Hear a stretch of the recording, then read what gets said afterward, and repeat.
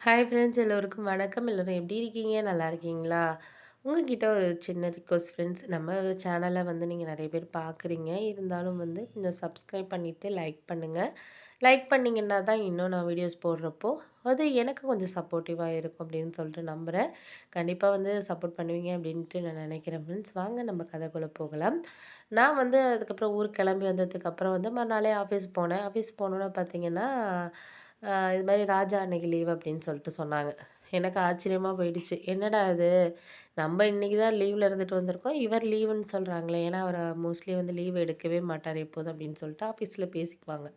ஏன்னா 3 இயர்ஸ்ல வந்து ரொம்ப லீவ் எடுக்காதவங்க அந்த அவார்ட்லாம் வந்து 2 இயர்ஸா வாங்கியிருக்காரு அவரு அப்படின்னு சொன்னதுனால, அவர் லீவே எடுக்க மாட்டாருன்னு சொன்னாங்களே! என்ன திடீர்னு லீவ் எடுத்திருக்காரு அப்படின்னு சொல்லிட்டு கொஞ்சம் கன்ஃப்யூஷன்ல இருந்தேன். அதுக்குள்ள மேனேஜர் மீட்டிங்க்கு கூப்பிட்டாங்க. இது மாரி வந்து நெக்ஸ்ட் ப்ராஜெக்ட்டுக்கு வந்து இன்னைக்கு அசைன்மென்ட்லாம் வந்து எல்லாம் வந்து இது பண்ண வேண்டியது இருக்கு. எல்லாம் வாங்க அப்படின்னு சொல்லிட்டு ஒரு இது மாரி பண்ணாங்க. சரின்னு சொன்னா அனௌன்ஸ் பண்ணோனே நாங்க எல்லாரும் போயிட்டு கான்ஃபரன்ஸ் ரூமுக்கு போயிட்டு எல்லாரும் அசெம்பிள் ஆயிருந்தோம். அப்புறம் வந்து ப்ராஜெக்ட் மேனேஜர் எல்லாரும் வந்து அத பத்தி பேசினாங்க. இந்த மாரி இருக்கணும் ப்ராடக்ட் இது மாரிலாம் வந்து ஒரு ஒரு வியூ அவங்கவங்களுக்கு ஐடியா இருக்கிறத சொல்லுங்க அப்படின்லாம் சொன்னாங்க. இருந்தாலும் எனக்கு வந்து நான் எப்போதும் அவர வந்து பேசிட்டு திட்டிட்டே இருப்பேன். ஏன் அவரு வராரு டெய்லி வராரு நம்ம கேபினுக்கு. அவரு டிபார்ட்மெண்ட் வேற, நம்ம டிபார்ட்மெண்ட் வேற. எதுக்கு வராருலாம் சொல்லுவேன். ஆனா இன்னைக்கு அவரு வரல அப்படின்னு சொல்லிட்டு, நானாவே வந்து என்னடா இது அப்படின்னு சொல்லிட்டு ஒரு மாதிரி யோசிக்க ஆரம்பிச்சுட்டேன். அவரு வரலங்கிறத அப்படியே யோசிக்க ஆரம்பிச்சுட்டேன். அதுக்கப்புறம் வந்து மறுநாள் பார்த்தீங்கன்னா, அப்படியே போணுச்சு. ஒரு 2 டேஸ் அவர் லீவ் அப்படின்னு சொல்லியிருந்தாங்க. அவங்க ஃப்ரெண்டு வந்து சொல்லிக்கிட்டு இருந்தாரு. அத வந்து என் ஃப்ரெண்டு வந்து கேட்டு வந்து சொன்னா. "இது மாரி 2 டேஸ் லீவா அவரு" அப்படின்னோனே, நான் வந்து சரி உடம்புக்கு எதுவும் முடியல போல இருக்கு அப்படின்னு நினைச்சுட்டு இருந்தேன். அப்புறம் 3 டே வந்து வந்தாரு அவரு. வந்ததுக்கப்புறம் நல்லா தான் ஹேப்பியா இதா இருந்தாரு. ஹேப்பியா இருந்தாரு. எப்போதும் இருக்கிறத விட ரொம்ப ஹேப்பியா இருந்தாரு. அப்போ வந்து பேசிட்டு இருந்தாரு. என்ன சொல்லிட்டு இருந்தாருன்னா, "இது மாரி வந்து எங்க அண்ணனுக்கு வந்து கல்யாணம். அதனால வந்து பொண்ணு பார்த்துருக்காங்க. கல்யாணம் பண்ண போறோம். நெக்ஸ்ட் மந்த் என்கேஜ்மெண்ட்ன்னு சொல்லியிருக்காங்க." அப்படிங்கிற மாதிரி சொன்னோனே எனக்கு வந்து நானும் சொன்னேன், "எங்க அக்காவுக்கும் கல்யாணம்ப்பா. அதனால நெக்ஸ்ட் மந்த் தான் என்கேஜ்மெண்ட் பண்ண போறாங்க. எங்க வீட்லயும் அதுக்காக தான் நான் போயிட்டு வந்தேன்." அப்படிங்கிற மாரி சொன்னாங்க. 2 பேருமே வந்து இந்த மாரி பேசிட்டு இருந்தோமா, சரி ஓகே அவங்கவங்க வீட்ல எல்லார் வீட்லயும் நடக்கிறது தானே அக்காவுக்கு, அண்ணனுக்கெல்லாம் மேரேஜ் அப்படின்னு சொல்லிட்டு, அதுக்கப்புறம் வந்து அவரு அவர் வேலைய பார்க்க போயிட்டாரு. நான் என் வேலைய பார்க்க போயிட்டேன். அப்போ வந்து அடுத்த வாரத்தில என்ன பண்ணலாம்? நெக்ஸ்ட் வீக்ல ப்ராஜெக்ட்ட பத்தி அத பத்தி நாங்க டிஸ்கஷன்லயே போயிட்டு இருந்துச்சு. அன்னைக்கு ஹாஸ்டல் போனதுக்கப்புறம் என் கூட வந்து ரூம்ல இருக்கிறவ தான். அவ வந்து லீலான்ட்டு.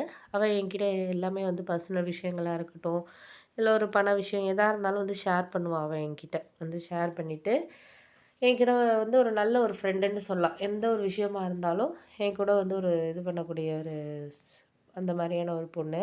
அப்படி இருக்கிறப்போ வந்து நான் ரொம்ப ஹேப்பியா இது பண்ணேன். என்னன்னா, இது மாதிரி வந்து எப்போதுமே வந்து ஒரு ரூம்மேட் இருக்காங்க அப்படின்னா, நம்மளுக்கு எல்லாத்துலயும் வந்து ஒரு ஷேரிங்கா ஒரு நல்லா பழகக்கூடிய ஒரு ஒரு பொண்ணு கிடைக்கிறதுங்கிறது ரொம்பவே கஷ்டம். அது எல்லாருக்கும் எல்லா விஷயத்துலயும் வந்து கிடைக்காது. அதனால எனக்கு ரொம்பவே ஹேப்பியா இருந்துச்சு. அப்ப அந்த சமயத்துல வந்து அவ சொன்னா, "இது மாரி நீ ராஜாவ லவ் பண்றியா?" அப்படின்னு சொல்லிட்டு என்ட்ட கேட்டா. நான் சொன்னேன், "அதெல்லாம் கிடையாது. நீ ஏன் அப்படிலாம் முடிவு பண்ற? நான் வந்து அதெல்லாம் ஒண்ணும் லவ்லாம் இல்ல, ஒண்ணும் இல்லப்பா" அப்படிங்கிற மாரி சொன்னேன். "இல்ல எனக்கு வந்து நான் நினைக்கிறேன் நீ வந்து ராஜா வந்து லவ் தான் பண்ற. ஆனா நீ அத வந்து வெளியில சொல்ல மாட்டேங்கிற" அப்படின்னோனே, "இல்ல, இல்ல அவர் வந்து எனக்கு பிடிக்கும் தான் இல்லங்கல. ஆனா வந்து அது லவ்வுன்னு சொல்ல முடியாது."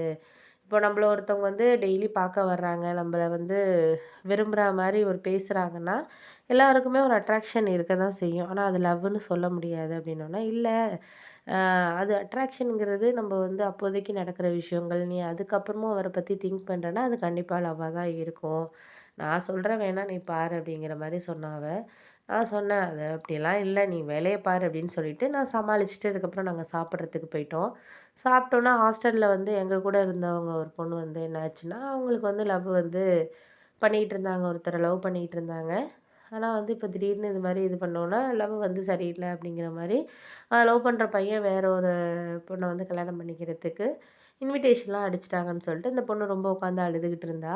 அப்போ வந்து வார்டன் சொன்னாங்க, "இது மாரி வந்து அதெல்லாம் நான் அப்பயே சொன்னேன். லவ்வெல்லாம் வந்து சும்மா அவனுங்கலாம் டைம் பாஸ்க்காக வந்து இது பண்ணுவானுங்க. நீ தேவையில்லாம அன்னைக்கே நான் உன்ட்ட சொன்னனா இல்லையா? அந்த பையன் நீ வெளியூர்லேருந்து வந்திருக்க. நீ என்னத்துக்கு வந்திருக்கியோ அந்த வேலைய பாரு" அப்படின்னு சொல்லிட்டு, அவங்க அட்வைஸ் பண்ணது வந்து எனக்கே பண்ண மாரி இருந்துச்சு.